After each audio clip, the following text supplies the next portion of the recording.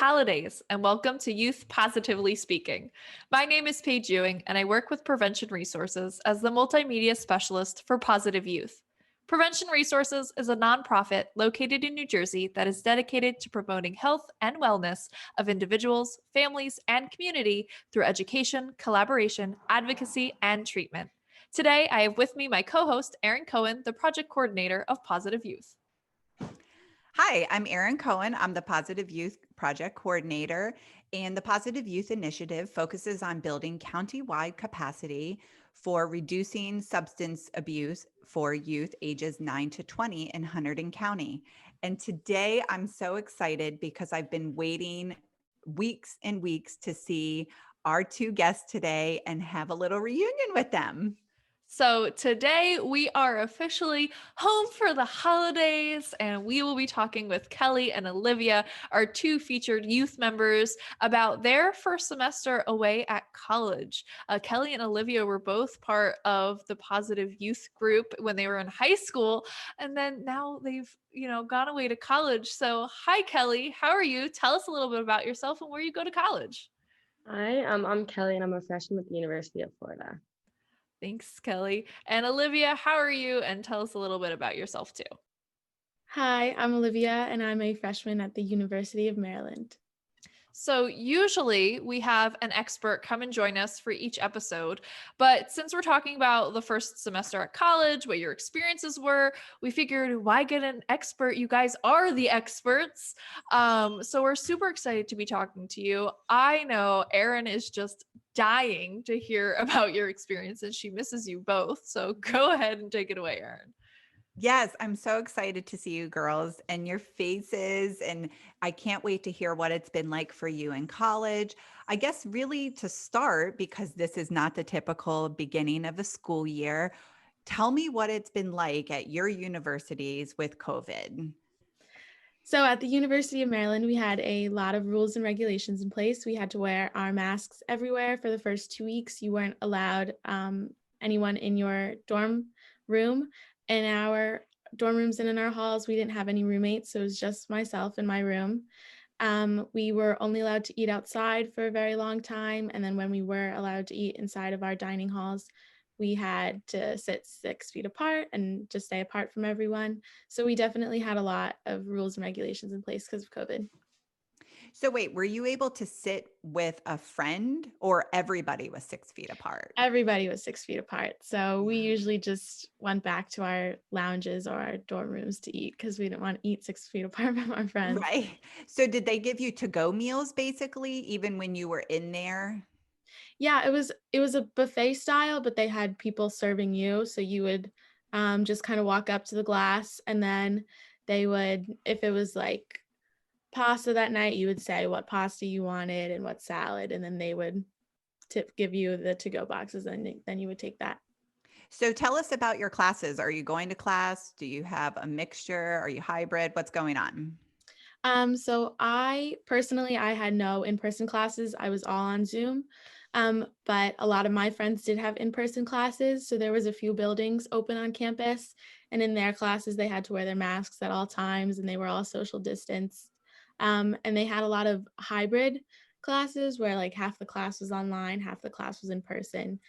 So things like that. But personally, I had all online classes. So, Paige just graduated from college, and I went to college quite a few long years ago. But, Olivia, have you been able to make friends? So, it sounds like you're living alone. Tell me about what it's like in your dorm. So I was supposed to have a roommate up until a few weeks until we actually moved in. So I had, one friend when I moved onto campus, and luckily she lives right across the hall from me. So uh, I had that friend when I moved right on. But then the girls on my floor, I have all girls on my side of the floor in our hall. And I've made really great friends with a lot of them. So they're really, really great girls. But it's definitely hard to meet people, especially with COVID going on. There's not a lot of big social gatherings at all. So unless you're going to stop and say hi to someone in the hallway or on the elevator, it's definitely hard to meet people. And Kelly, what's it been like for you? What are some of the restrictions that you have at your university? We also are like very restricted, like masks everywhere, stuff like that. I actually did live with a roommate, so there was two of us in a room. A lot of, not a lot, but there were definitely rooms on our floor that were empty because people didn't want to live on campus. But I also met a lot of good people on my floor, and that's where I met a lot of my people. I joined a sorority in August, but the house was shut down a lot due to outbreaks and stuff. So I like met people, but it's definitely been harder meeting people there rather than my floor where I'm with them all the time. For meals, I have a meal plan through my sorority, so they have like a big dining hall, so we would sign up for meals at certain times. Only a certain amount of people would be able to sign up and eat at a certain time in the dining hall. But when the house was shut, we would just go in, take the meals, and go back, and I would just eat it at my room. So do Mm. people live in your sorority house, or is it just people go there? Yeah, we actually have a lot of rooms in the house. I mean, because of COVID, I'm not allowed on the second and third floor, so all I've seen is the downstairs. But there definitely is a lot of rooms, and a ton of people live in house. Mhm. And what about your classes? Are you virtual? Are you hybrid? I'm all online. There's a very limited amount of in person. It's mostly like upperclassmen and like labs and stuff in person. Hmm. And so you also have a brother who goes to your school as well, Kelly. What's his experience been like? Has it been the same as yours or different? His has definitely been different. I mean, he had 3 years of normalcy, so he's met like a ton of people. He's in a fraternity and he plays lacrosse, so he has a really big social group. He also lives in at a house off campus, so he doesn't have to deal with all of the like on-campus housing rules and stuff. So he's able to like have his friends over and like he's safe about it, but it definitely he has a lot more opportunity to like see people and do things. And so yeah, he definitely has a different experience, but he definitely also has still some of the negatives of COVID. So are you all having to get COVID tested? I'm assuming you had to get COVID tested prior to going to school. Are you having to get tested regularly? At Maryland, it's every 2 weeks you have to get tested. This fall, I wasn't tested regularly. You would fill out like a screening, and if you had symptoms, you would get tested. But in the spring, since more classes are online, if you have a class in person, you get tested every other week. So it really determines on whether you're going to class and Yeah, it's going only around. going in So have person. there been a lot of cases at your universities? We definitely at Florida had an outbreak when we all got to campus, which was understandable. There's a lot of people coming from all over now in this one place.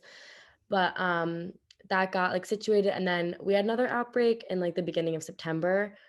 But our university like predicted when we would have outbreaks, and they always said we were under the curve. So like we definitely had outbreaks, like people were definitely being moved into COVID dorms and stuff like that. But it was never out of control. Like we weren't sent home, like nothing big. So we are definitely lucky in that aspect. Yeah, and at Maryland, we had only one instance where one of the whole halls had to kind of shut down, and all the kids inside had to quarantine. And then they had like one of the dining halls shut down just for those kids to go to. But that was only for about 2 weeks. And then after that, there was definitely like kids getting COVID on campus and would have to go to isolation housing and things like that. But other than that, there was no big outbreaks. I know our football team had a outbreak maybe 2 weeks ago, and they had to cancel 2 games. But other than that, there was never big outbreaks or lots of people were getting it. So I feel like there are like certain college quintessentials. Obviously we can tell classes, they're virtual. That's totally different. But what are some other things that are like quintessential college things like sports or clubs and orgs and things like that? Like how are those different? And how are you getting involved in them? Like I imagine you're not just sitting in your room all day long. For sports at UF, like football is a big one.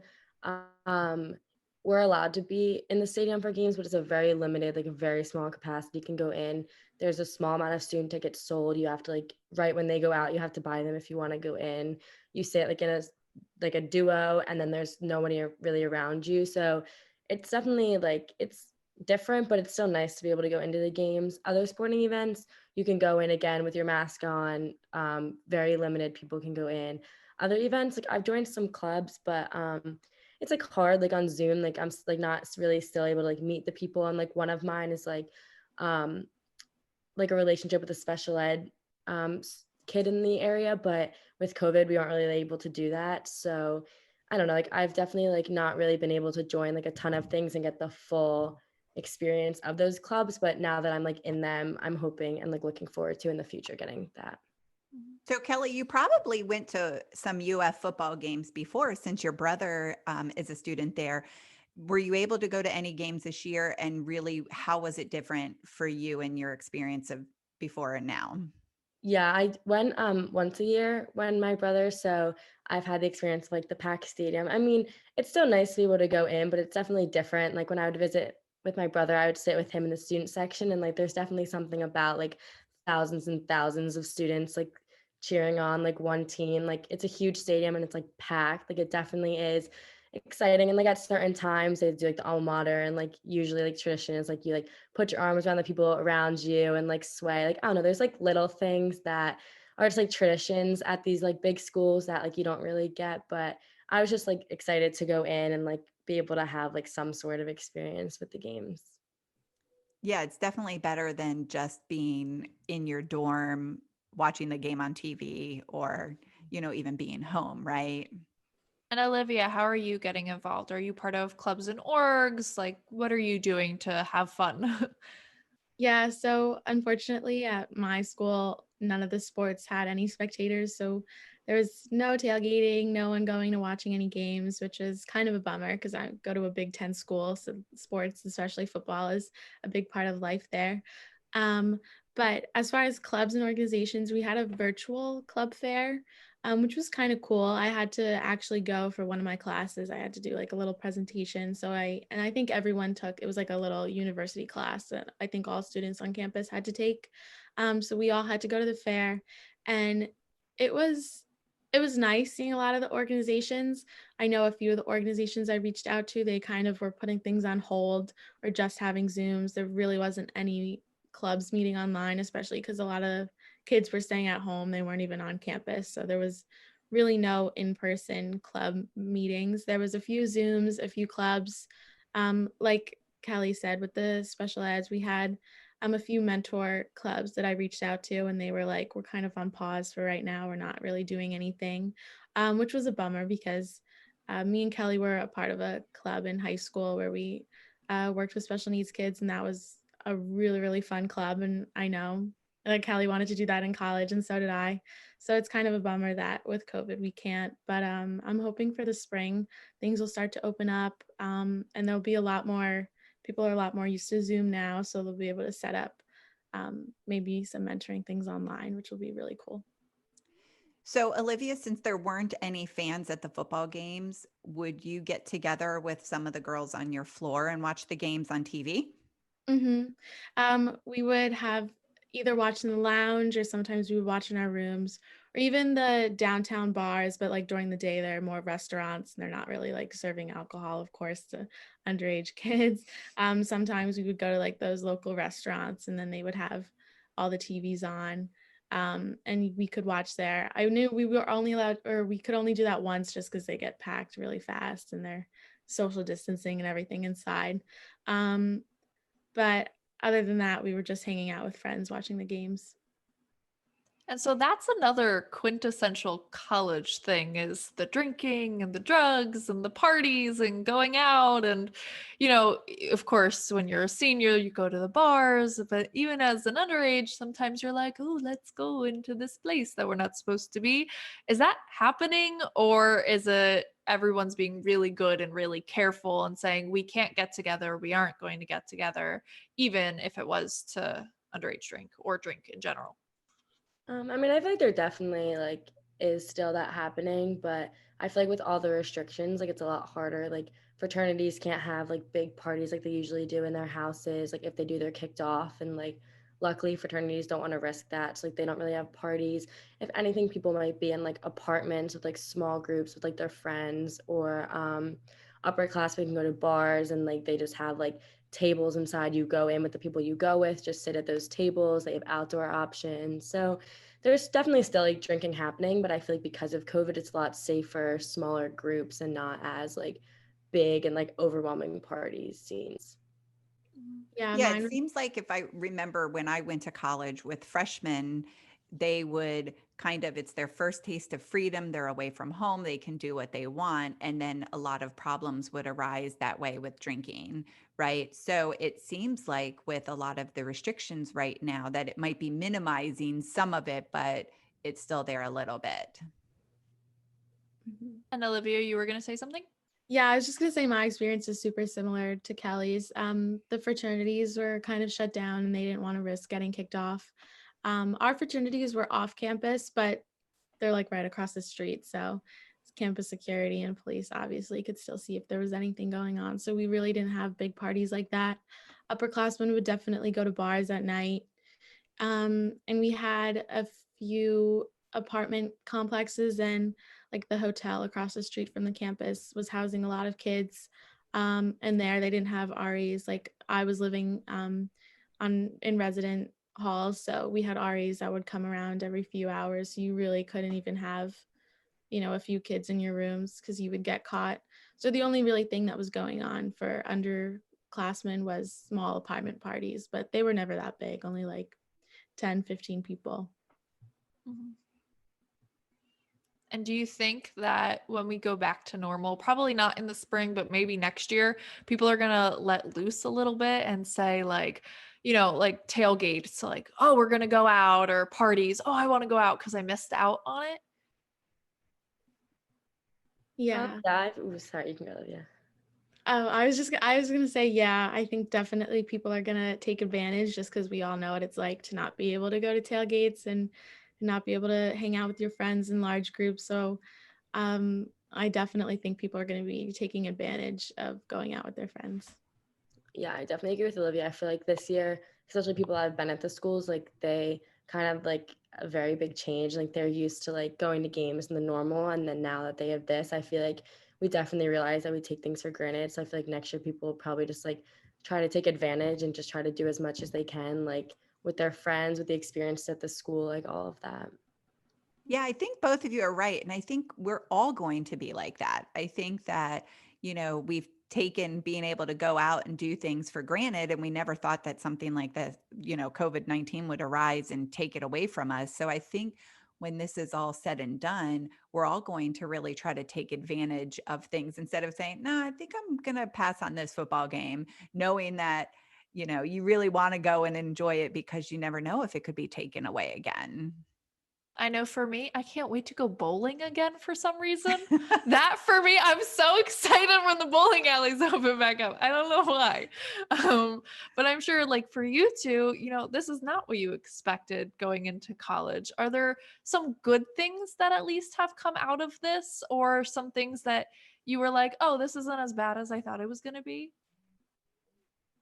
Yeah, I feel like the whole experience, like I feel like I definitely didn't go in like thinking I would have as much opportunity to do things. Like not that I can do as much as like people in the past have, but I feel like I don't know, I just feel like it's been very different these past months. So to still be able to go and meet people and like have some like experiences that the typical college student has, like I feel like especially like our class, like Olivia and I like got our senior year cut. Like I feel like we're just learning to take advantage of what we have.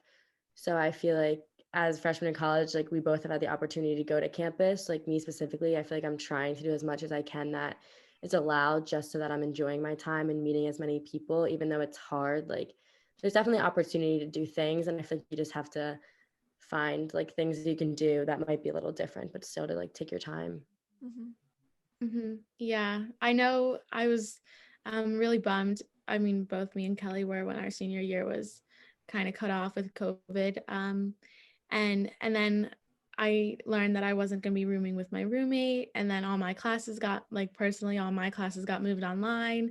And so going and then moving on to campus, and I was like, oh my gosh, I'm going to be stuck in my room the whole day. I'm not going to be able to do anything. So I was really like fearing the worst when I got to campus, but it was so much better than I thought it was going to be. I was so lucky that the girls on my hall, I really became good friends with them, and we really meshed well together, because I know there was definitely kids on campus who it was hard to meet people. You couldn't really just go and meet people in big social groups because that just wasn't happening. So I was very lucky. I know that Kelly was lucky with the girls on her floor too, that we were able to make friends still, and still go and get food on the weekends and, still watch the games together and do fun college things with COVID going on. That really makes me very, very excited because I know last year, we, with our positive youth group, that even got cut short, and we would still meet and talk with you both in over Zoom. And I know that it was really tough for you losing prom and graduation and all the fun stuff from the spring. And it really makes me happy to know that, even though your freshman year, first semester freshman year experience is not the normal experience, at least it's been a pretty good experience where you're getting to meet friends and you've already become good friends. And I'll just tell you, the girls that I met my freshman year in the dorm on my floor I still have probably 4 or 5 of them that I am still very close to almost 25 years later. So these are going to be your lifelong friends. So it's really exciting to hear that you've been able to form some relationships even during times of COVID. And so you guys are lucky that you've, been able to, join a sorority, make friends, have your old roommate now be your hallmate. But what about those students who are really struggling? Are your universities, offering mental health support, drug and alcohol support? Like, what are they doing to kind of reach out to those students who might be having more of a hard time? My campus definitely makes it shown that they care and are there for people that are struggling. They send out emails with events to go to virtually for people that might need things to do, or especially my dorm will send out surveys or information ways to talk to people, just kind of making sure everyone's okay. I feel definitely universities of this size are aware of that many people may be struggling, and so my school is definitely aware and making it shown that they're there to help and all of the resources that they have on campus to help. Yeah, my school was very similar. We had a lot of emails come out to us about, the counseling center and mental health uh, opportunities for us to go to, de-stress and things like that. I know it was very hard because one of the only options we could do was Zoom, and everyone was all Zoomed out. I know I was. All my classes were online, so the last thing I wanted to do was go on Zoom and play virtual bingo or something like that. But the university was definitely trying. We had these things. It was Terps After Dark at Maryland, and during regular year they would have a bunch of fun things to do. I know one of the things they did was they would have a movie night out on the mall, and they would put a big projector on the side of the library or something. Oh, nice. Everyone, yeah, would go and watch the movies. And of course we couldn't do that this year, but they were definitely, Terps After Dark was still running events, virtual events that was trying to involve kids. I personally didn't go to any of them, but I think that they were definitely trying to involve people, which was nice.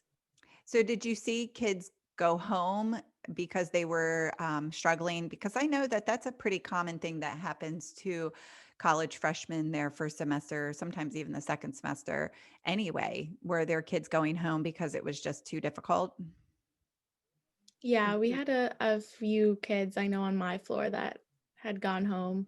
I know one girl, she went home a few weeks before Thanksgiving, and then she just decided to stay home, and just things like that. I know it was me and Kelly were lucky that we were able to meet girls, and Kelly joined the sorority and she was able to make friends, but I know that it was definitely hard for some people on the residence halls to meet people. So there was definitely kids that were going home.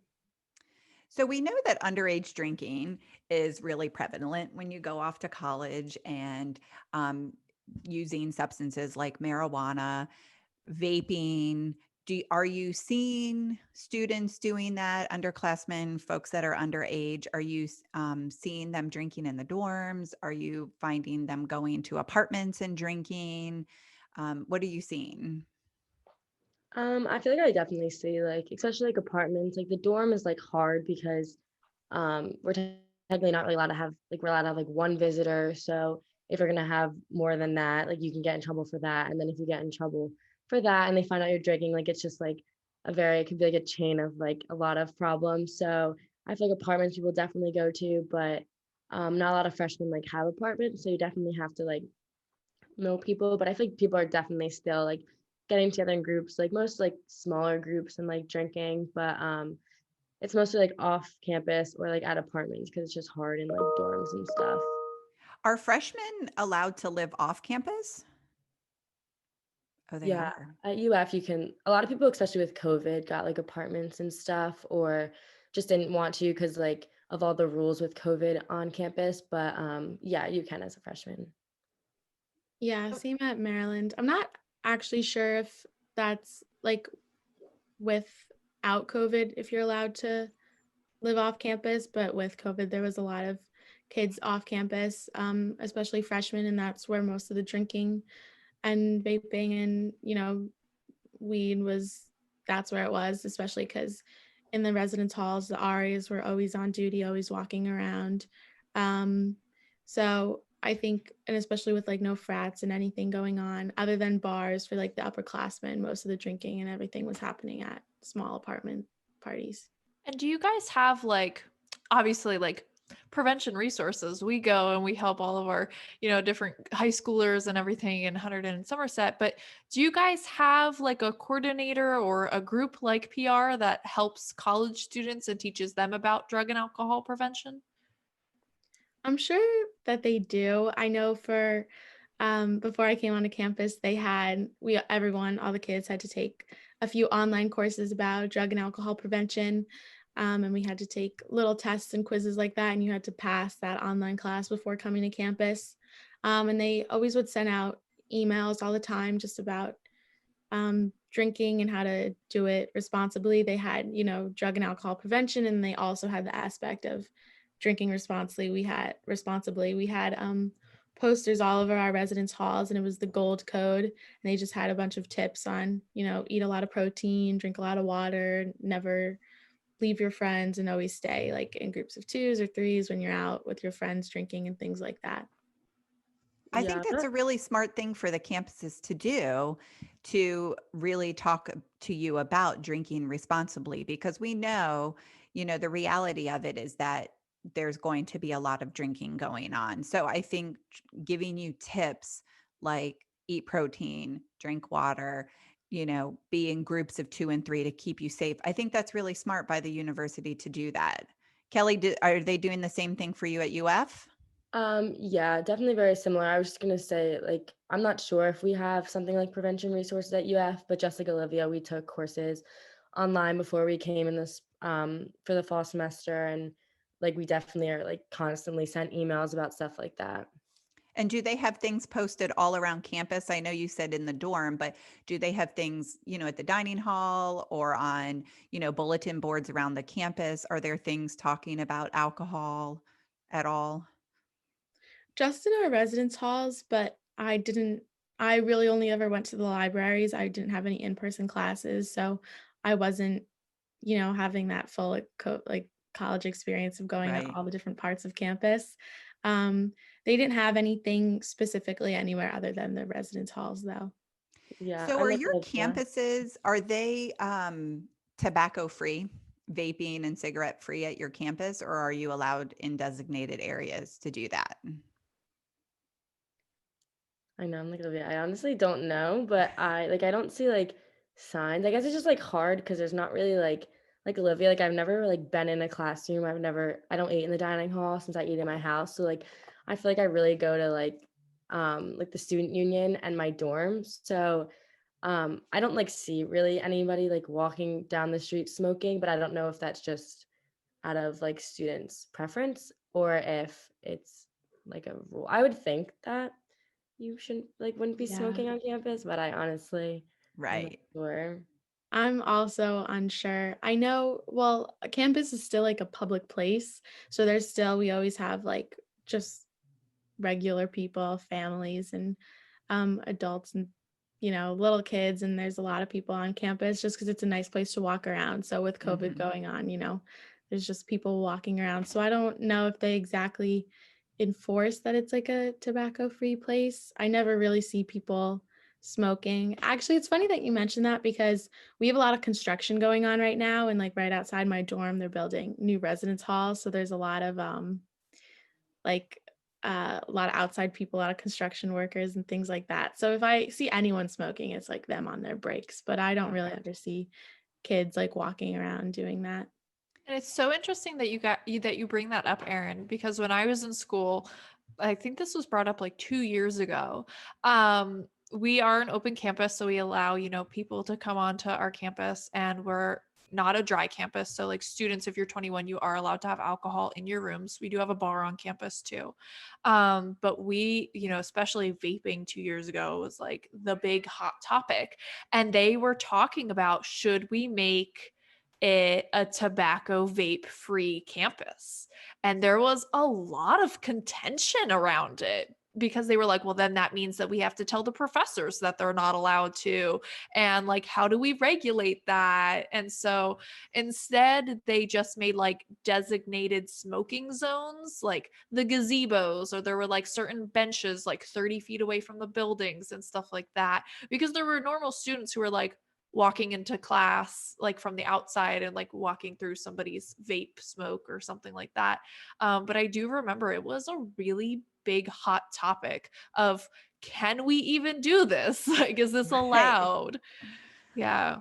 So Paige, just because you just graduated this year, did you have to do some of the alcohol and drug, classes prior to coming to campus? Because I know eons and eons ago when I went to college, they didn't do that. So I'm curious if they were doing it 4 years ago for you. Yeah, so I just graduated in May. And when I came in as a freshman, we did have an online course. It was a bunch of classes. And like how you girls said, like it was a lot more on how to drink and be safe when you're going out, rather than don't ever do it, because they kind of knew like, oh, this is going to happen. So here's how you're safe about it. We also had a drug and alcohol prevention coordinator on campus. So she would do programming, and she would do this like thing where she would get like one of the golf carts and she would drive you to class, but you had to answer all her prevention questions right. And if you Oh got my one gosh, wrong, you would get kicked out. It was so much fun. Paige, I think I know who that is actually, because I saw her present somewhere and she talked about exactly what you're saying. Yeah. Yes, I actually have seen her speak before. Yeah, it was so much fun, but it's like things like that, that it was not super in your face. Don't ever drink, don't ever do drugs, things like that. It was, we know you're going to do it, so here's how you do it safely. And if you need us, here's my card.